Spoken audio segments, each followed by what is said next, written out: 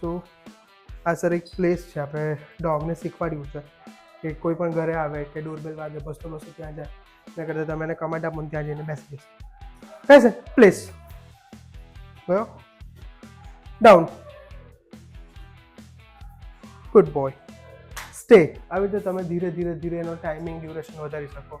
પહેલાં 15 minute, 20 minute, અડધો કલાક, 2 કલાક, 3 કલાક સુધી તમે ધીરે ધીરે સ્ટ્રેચ કરી શકો. બરાબર. Place. Very nice. Sit. Good boy Tyson, good boy, good boy. Very nice.